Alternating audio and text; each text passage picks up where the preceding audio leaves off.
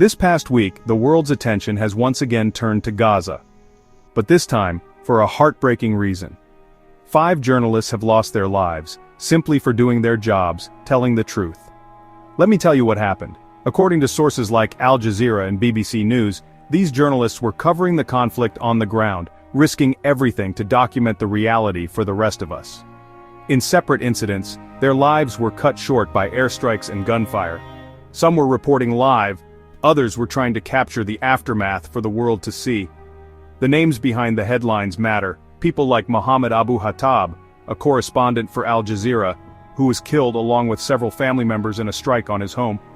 He also spoke about the killing of journalist Anas al-Sharif, who lost his life while reporting from Gaza. His dedication to sharing the truth cost him everything. Or Roshdi Siraj, a talented photojournalist who spent years showing the world what was happening in Gaza, until he was killed while working on assignment.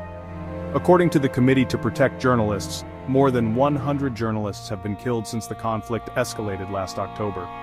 Most of them were Palestinian. They wore press vests, they identified themselves, but that didn't keep them safe. Why does this matter? Because freedom of the press is a foundation of democracy, and journalists are our eyes and ears in places we can't go.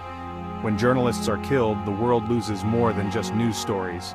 We lose the truth. The United Nations and human rights groups are calling for independent investigations into these killings.